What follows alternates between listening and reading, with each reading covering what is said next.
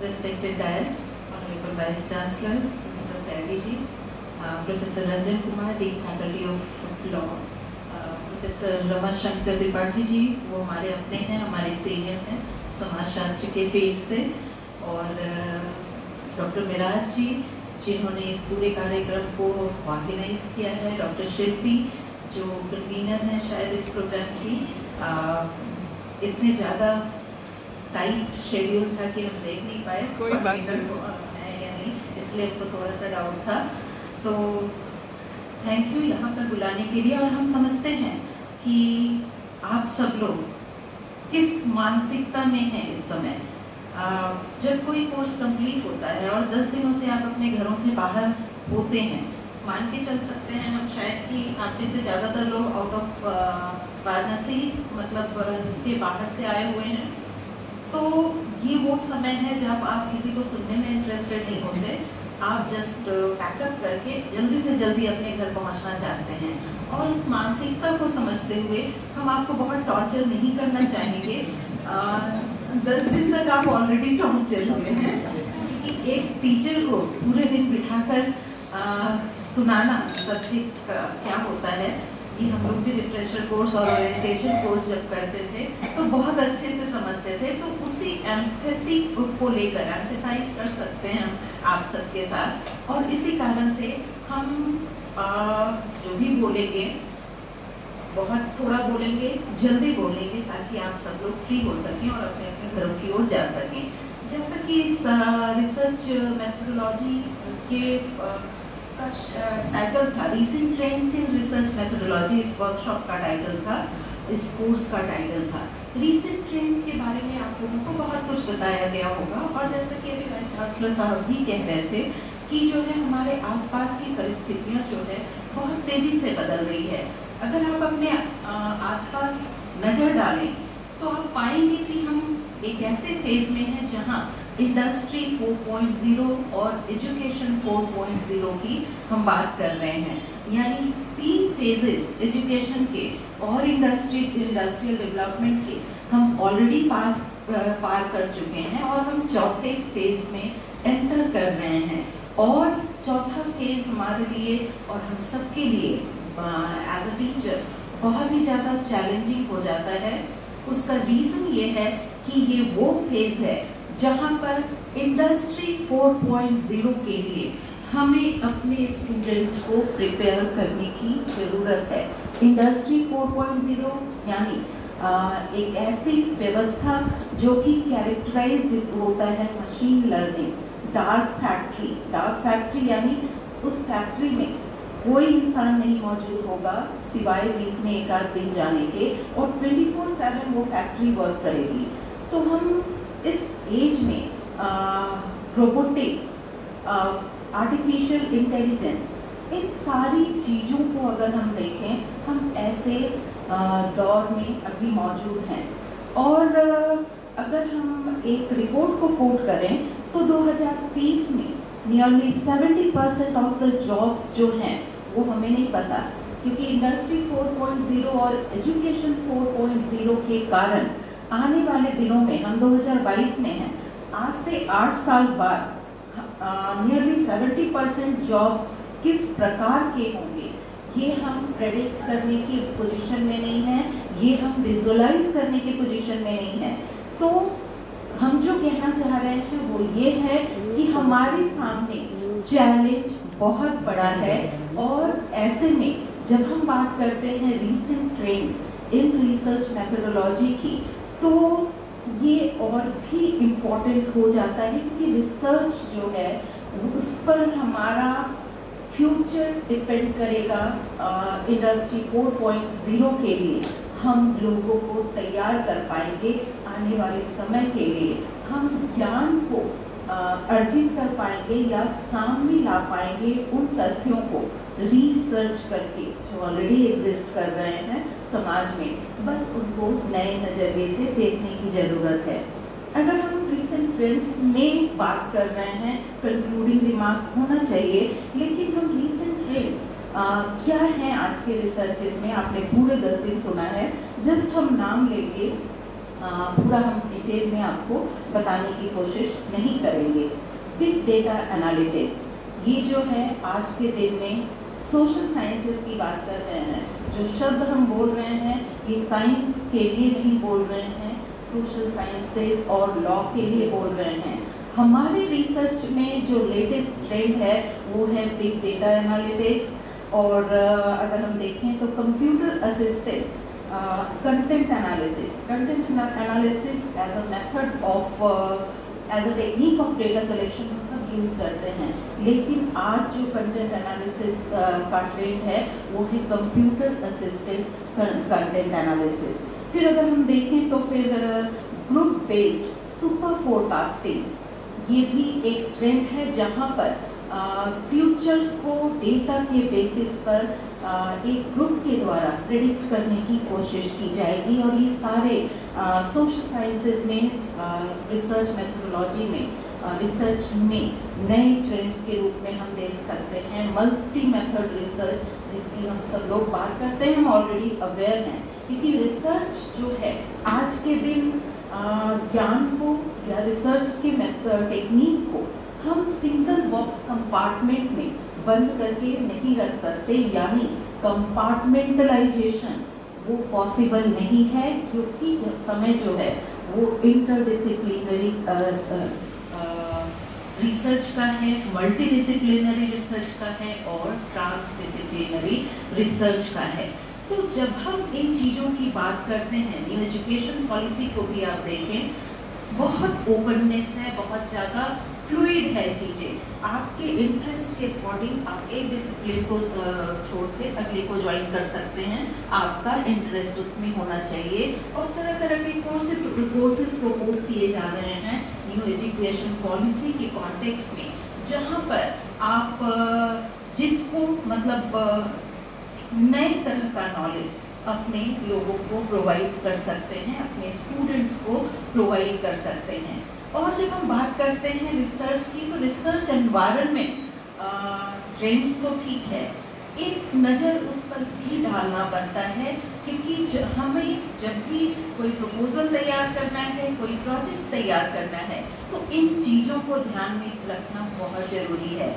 पहली बात ये कि रिसर्च जो है वो कॉम्प्लेक्स होता जा रहा है, क्योंकि इसका नेचर कोलैबोरेटिव होता जा रहा है। हम मल्टीडिसिप्लिनरी रिसर्च की बात कर रहे हैं। आज सुबह 10 बजे से एक मीटिंग में थे हम, जहां हमको अपने कोर्स को डिफेंड करना था। एक कोर्स जो हमने प्रपोज किया है, जो इस साल से एडमिशन के लिए ओपन हो रहा है, और उस पूरे कोर्स में कई क्वेश्चंस किए जा रहे थे, और जिसका मेजर एम्फेसिस जो था कि आपके कोर्स में मल्टीडिसिप्लिनरी एंगल कितना मौजूद है और कितना नहीं है, और हमें उन्हें कन्विंस करना था पूरे बोर्ड को कि कैसे मेरा कोर्स कम्प्लीटली मल्टीडिसिप्लिनरी है, क्योंकि वो जनरल स्टडीज़ का कोर्स होने के बावजूद वो एग्रीकल्चर भी पढ़ाएगा, वो क्लाइमेट चेंज भी पढ़ाएगा, वो वॉर भी पढ़ाएगा, and impact of conflict stricken areas on different genders को भी पढ़ाएगा। तो जो हम कहना चाह रहे हैं, रिसर्च सिनेरियो या रिसर्च लैंडस्केप जो है आज के दिनों में वो कॉम्प्लेक्स हो गया है। स्टम्बलिंग ब्लॉक्स हैं रास्ते में, और आपको उनसे बचते हुए निकलना है, और उसके लिए अवेयरनेस जरूरी है। फंडिंग की सिचुएशन आप देखें, फंड्स कट किए जा रहे हैं, और रिसर्च को फंडिंग इम्प्रेस का यह कि शायद किसी ने भी बात की थी, इम्प्रेस जो है ICSSR का फर्स्ट राउंड दिया गया, उसमें डिस्ट्रीब्यूट किया गया। सेकंड राउंड इम्प्रेस के रिजल्ट, जिसका इंटरव्यू 2 साल पहले हुआ था, आज भी अनाउंस नहीं किए गए हैं। Reason funding. तो फंडिंग बड़े स्केल पर हम लोग इंस्टीट्यूशन ऑफ एमिनेंस को बिलोंग करते हैं, बनारस हिंदू यूनिवर्सिटी को उसका दर्जा मिला है, और पूरा का पूरा एम्फेसिस जो है सेल्फ फाइनेंस्ड कोर्सेज पर है। वहाँ पर फंड जनरेट कीजिए। जो हम विदेशों में देखा करते थे, हम उसको, हमको याद है जब हम स्टूडेंट हुआ करते थे, तब कोई एक बहुत सीनियर टीचर ने ये कहा था कि आने वाले समय में जॉब्स जो हैं कॉन्ट्रैक्चुअल होंगे, विदेशों की तरह होंगे, और आपको प्रूव करना पड़ेगा अपना कैलिबर, मतलब जॉब को बनाए रखने के लिए हम उसी राह पर आगे बढ़ रहे हैं। हम लोग लकी थे, बोला जरूर गया था उस समय पर, लेकिन वो इम्प्लीमेंट उस समय तक नहीं हो पाया। और अब जो है बहुत लंबी नौकरी नहीं बची है, 14 साल की नौकरी है मेरी, तो हम लोग निकल जाएंगे। आने वाले जनरेशन जो है उसको सावधान होने की जरूरत है, और सावधान इन द सेंस अपॉर्चुनिटीज की कमी नहीं है, दुनिया भर की अपॉर्चुनिटीज फ्लो कर रहे हैं आपके अराउंड। बस आप देखिए, उसको पहचानिए और उस अपॉर्चुनिटी को सीज कीजिए। जब हम रिसर्च की सोचते हैं, आपको बड़ा अटपटा लगेगा सुनकर, हमको जामताड़ा ब्रिगेड जो है वो सबसे बड़ा रिसर्चर नजर आता है, और हम एक डेविड ग्रुप का एग्जाम्पल दे रहे हैं, फुल्ली अवेयर हैं एज सोशियोलॉजिस्ट कि हम क्या बोल रहे हैं। लेकिन आप उनके कार्य प्रणाली को देखिए, जो जामताड़ा में लोग मौजूद हैं, जो ठगते हैं, हम और आप बहुत से लोग उसके शिकार बन चुके हैं। हमारे आसपास के बहुत अवेयर लोग भी उनके शिकार बन चुके हैं इस जामताड़ा ब्रिगेड के। हम ये कहते हैं वो उनका फोकस जो है मिसप्लेस्ड है। अगर कोई इतना इंटेलिजेंट हो सकता है कि वो फ्यूचर को देख सके कि बेवकूफ़ कैसे बनाया जा सकता है, कैसे पैसे लोगों के अकाउंट से निकलवाए जा सकते हैं, और नए नए तरीके अगर वो इजाद कर सकता है, तो उससे बड़ा रिसर्चर कौन होगा। हमें उनको मेन स्ट्रीम से जोड़ने की ज़रूरत है और सही रास्ता दिखाने की ज़रूरत है। हम अक्सर ये महसूस करते हैं कि इतना इंटेलिजेंट रिसर्चर जो है उसको एकेडमिक्स में क्यों नहीं होना चाहिए, क्यों वो पैसे की चोरी में अपना दिमाग बर्बाद कर रहा है। इंटरनेशनली रिनाउंड होंगे अगर वो एकेडमिक्स में वैसी ही प्लानिंग करने लग जाएं जैसा वहाँ लोगों का अकाउंट खाली करने में वो करते हैं। तो रिसर्च का जो सिनेरियो है, बेसिकली आपको बहुत सी चीज़ों को ध्यान में रखकर आगे बढ़ना है। बहुत सी परिस्थितियों को आपको पहले से भांपने की ज़रूरत है कि फ्यूचर किस डायरेक्शन में जाने वाला है, और आपको उसके लिए तैयार होने की ज़रूरत है। ये मत कहिए कि नौकरी है, नहीं है, वो रियलिटी है, उसको एक्सेप्ट कीजिए और अपने लिए और अपने साथ के लिए नौकरी को जनरेट कीजिए, क्रिएट कीजिए अपॉर्चुनिटी को, और रास्ते पर आगे बढ़िए और देश को भी आगे बढ़ाइए। क्रिटिसिज्म आपको कहीं नहीं ले जाएगा, क्योंकि हम सबको इस रियलिटी के साथ रहना है, इस रियलिटी के साथ आगे बढ़ना है। और जब हम बात करते हैं रिसर्च में, जो आपने इतने 10 दिनों में सिंथेसाइज किया होगा, जब आप अपने रिसर्चर्स को वो ट्रांसफ़र करेंगे, बेसिकली ये ध्यान रखने की ज़रूरत है। जनरली हमने देखा है ये टेंडेंसी होती है स्टूडेंट्स की कि वो उस टॉपिक पर रिसर्च करना चाहते हैं जिसका मटेरियल उन्हें आसानी से मिल जाए, उस पर काम हुआ हो, जैसे कि पंचायती राज व्यवस्था, जैसे कि शेड्यूल कास्ट की परिस्थितियाँ, अनुसूचित जाति जनजाति की परिस्थिति, दुनिया भर के रिसर्च मिलेंगे और सब उसी लीक पर मिलेंगे। ऐसा नहीं कि इस पर कुछ नया नहीं किया जा सकता, किया जा सकता है, पंचायती राज पर भी किया जा सकता है और अनुसूचित जाति और जनजाति पर भी किया जा सकता है, लेकिन आपको पर्सपेक्टिव चेंज करने की वहाँ पर ज़रूरत है। तो जब भी आप रिसर्च की अपने स्टूडेंट्स को परमिशन दें, तो उन्हें घिसे पीटे टॉपिक की कभी भी परमिशन मत दें। आपको कोसेंगे, लेकिन आपको आके लास्ट में थैंक यू भी बोलेंगे वो, कि एटलीस्ट आपने उनको उन टॉपिक की ओर जाने से बचाया। तो एक इनोवेटिवनेस लगातार लाने की ज़रूरत है और एकदम नए एरियाज में कूदने की ज़रूरत है हमें, ताकि हमारा रेलेवेंस बना रहे, ताकि वो जो नॉलेज हम जनरेट कर रहे हैं उसका रेलेवेंस बना रहे, और वो रेलेवेंस जो है सोशली यूजफुल तरीके से बना रहे। क्योंकि जो रिसर्चेस हो रहे हैं, अगर आप घिसे पिटे तरीके से उन रिसर्चेस को कर रहे हैं, उन्हीं लोगों की वर्क्स को कॉपी कर रहे हैं, जो आजकल काफ़ी हद तक पॉसिबल नहीं है, क्योंकि प्लेगरिज्म चेक किया जाता है, तो बहुत हद तक नहीं पॉसिबल है। लेकिन नया जनरेट कीजिए ना, दुनिया भर की अपॉर्चुनिटी है, तो अपने स्टूडेंट्स को मोटिवेट करना, जैसे मेरा एक रिसर्च स्कॉलर है जिसको हमने climate change and impact on women in agriculture, इस पे हमने ये टॉपिक दिया। वो आज भी 2 साल हो चुका है मेरे अंडर उसको आए हुए, आज भी वो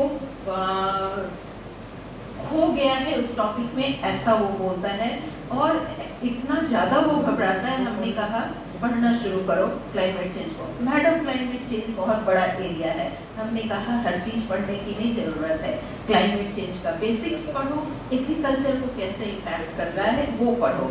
और हम सही में उसको यूएन जाने का मन है, हमने कहा आपको यूएन जाना आपका एक एम्बिशन है और अगर इस रिसर्च को आपने प्रॉपरली कर लिया तो जो डेटा जनरेट होगा, जो पेपर्स छपेंगे, कितने साइटेशंस होंगे उसके कि आप वो यूएन जाने से कोई नहीं रोकेगा, लेकिन उसके लिए आपको प्रॉपरली वर्क करना पड़ेगा। तो देखते हैं कैसा वर्क होता है। टॉपिक तो नया दिया गया है, लेकिन रिजल्ट क्या आता है वो तो अभी भविष्य के गर्भ में है, देखने वाली बात होगी। तो यूजफुल टॉपिक पर रिसर्च वो जरूरी है। सोशल जिसका कॉज हो, रिसर्च विद का कॉज, ऐसे टॉपिक्स को हमें लेना चाहिए और उस पर डेटा जनरेट करने की कोशिश करनी चाहिए। रिसर्च से डेटा जनरेशन ही नहीं है बल्कि inter relation in multiple ways उसकी जरूरत होती है, जहाँ एक थ्योरेटिकल पर्सपेक्टिव के बेसिस पर आप आगे बढ़ते हैं और उसी के बेसिस पे थ्योरेटिकल पर्सपेक्टिव जब आप लेते हैं ना तो चीज़ें बहुत आसान हो जाती है, क्योंकि आपको पता होता है आपको कैसे आगे बढ़ना है। थ्योरेटिकल पर्सपेक्टिव आपको क्लैरिटी प्रोवाइड करता है और उसके बेसिस पर उस स्लाइड में जब आप कंक्लूजन ड्रॉ करते हैं तो वो बहुत ही वैलिड कंक्लूजन के रूप में आता है हमारे सामने। तो ठीक है, रिसर्च होना चाहिए, नए एरियाज पे होना चाहिए, सोशली रेलेवेंट इश्यूज पर होना चाहिए और इसका फायदा समाज को भी मिलना चाहिए। ऐसा रिसर्च जिसका समाज को कोई फायदा ना पहुंचे, बहुत यूजफुल रिसर्च को हम उसको नहीं मानेंगे। तो इन चीज़ों से बचने की सलाह आप अपने स्टूडेंट्स को देंगे, अपने रिसर्च स्कॉलर्स को देंगे, ऐसी उम्मीद है हमको। और ये यहाँ पर बैठी है, ये मेरे अंडर में मतलब प्रॉस्पेक्टिव स्टूडेंट बोल सकते हैं, रिसर्च ये ऑलरेडी कर रही है लखनऊ से, लेकिन पीडीएफ ज्वाइन करना है इसको। तो शायद तुम्हें पता चल गया है मेरे अंडर आना चाहिए या नहीं आना चाहिए। तो कहने का मतलब ये है कि बहुत सिंसियर काम है रिसर्च, आप इसको लाइटली नहीं ले सकते, अदरवाइज आप हो जाएंगे और आप अपने आप को कंक्लूजन ड्रॉ करना आपके लिए बहुत मुश्किल होगा अगर आप रिसर्च को लाइटली लेंगे। तो यही सारे कुछ आपको अपने स्टूडेंट्स को बताना है, बाकी सब कुछ आपने 10 दिनों में सुना है और इन्हीं वर्ड्स के साथ जो है हम विराम देंगे अपने वक्तव्य को, ताकि आप सब लोग जल्दी से जल्दी फ्री हो सके। Thank you.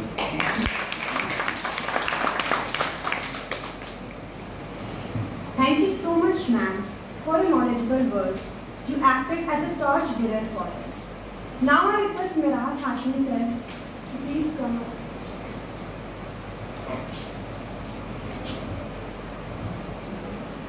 Now we have to going telling about the proceeding of the program.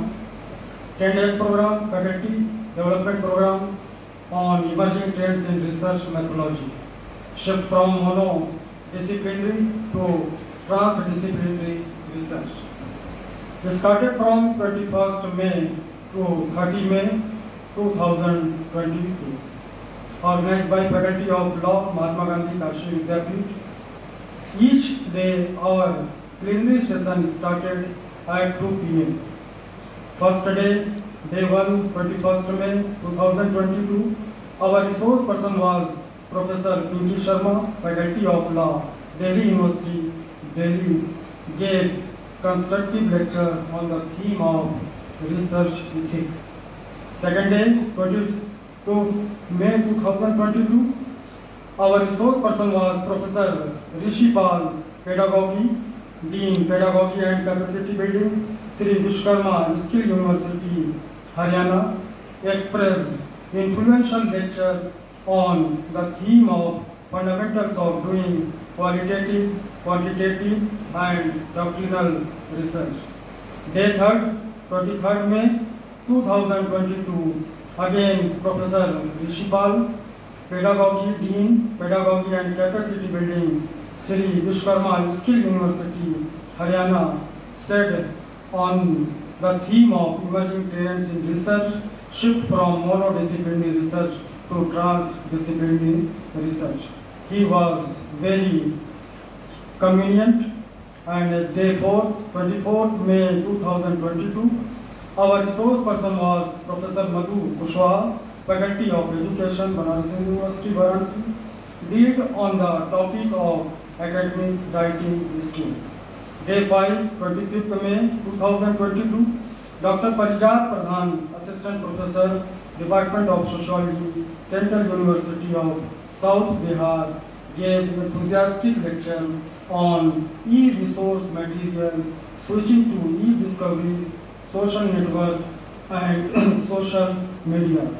Day 6, 26 May 2022, Professor Ajay Kumar, Dean Academic Affairs and Law, Chanakya National Law University, Patna, expressed their lecture on the theme of misconception in review of literature. In addition to this lecture, on the same day, Dr. Mani Bhushan, Dean Faculty of Law, Patna University, Patna, also expressed their thought on the misconception in review of literature. Day 7, 27 May 2022, our resource person was eminent legalist Professor D.P. Verma, ex-dean, Faculty of Law, Banaras Hindu University, covered lecture on the current trends in socio-legal research. Day 8, 28 May 2022, our resource person was Professor Gyan Prakash, Department of Statistics, Banaras Hindu University, Varanasi, exhibited his knowledge on the theme of Introduction to SPSS, cross-tabulation and analysis of variance.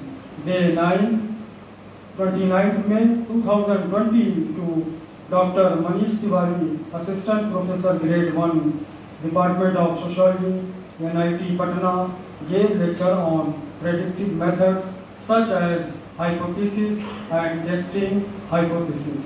And day 10, last day today, 30 May 2022, Professor Ramashankar Sir, Tripathi Sir, Department of Sociology, Mahatma Gandhi Kashi Vidyapeeth, gave very interesting lecture on the data visualization.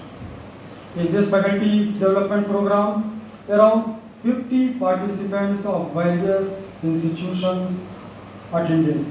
This is the proceeding of faculty development program. Thank you.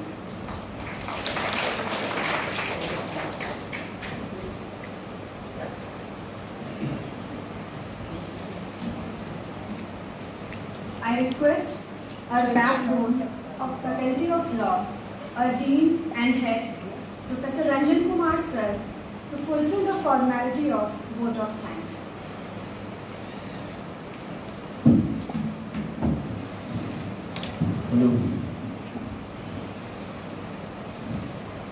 विधि विभाग के द्वारा आयोजित 10 दिवसीय faculty development programme आज अपने समापन की स्थिति में है। इस समापन सत्र में आज मुख्य अतिथि के रूप में माननीय प्रोफेसर आलोक कुमार राय जी को आना था, लेकिन शासन में अति आवश्यक बैठक होने के कारण सर ने असमर्थता जताई, वो हमारे बीच नहीं आ पाए। उन्होंने अपनी सहमति दी, मैं उनका बहुत धन्यवाद प्रेषित इस मंच के माध्यम से करना चाहता हूं। आज इस कार्यक्रम की अध्यक्षता कर रहे माननीय कुलपति जी जो हमारे बीच थे। जैसा कि हम जानते हैं कि चेयर को बहुत सारी दिन में काम की आवश्यकता पड़ती है, समय कम था लेकिन पर्याप्त समय हम लोग को दिए, अपने अध्यक्षीय उद्बोधन दिए हम लोग के बीच में। मैडम से पूछकर वो गए क्योंकि मैडम आज इस कार्यक्रम की विशिष्ट अतिथि हैं, बनारस हिंदू यूनिवर्सिटी से आई हैं। मैं सर का भी अपने संकाय की तरफ से माननीय कुलपति जी को धन्यवाद ज्ञापित करता हूँ। आज इस कार्यक्रम की विशिष्ट अतिथि बनारस हिंदू यूनिवर्सिटी समाजशास्त्र विभाग की आचार्य श्वेता प्रसाद मैडम का मैं बहुत आभारी हूँ। मैडम हमारे इस फैकल्टी में दूसरी बार आई हैं, मैं आपको बहुत इस फैकल्टी की तरफ से धन्यवाद देता हूँ। मैडम आपने जो अपने उद्बोधन में हम सभी को बताया, उसमें एक विषय पर आपने कॉन्ट्रैक्ट नौकरियों के विषय में जो बात कही, मैडम इसकी शुरुआत हमें लगता है 20 साल पहले से ही हो गया। जब हम लोग बनारस हिंदू यूनिवर्सिटी से 96 में LLM करके निकले तो मैक्सिमम यूनिवर्सिटियों में सेल्फ फाइनेंस कोर्स खुल रहे थे।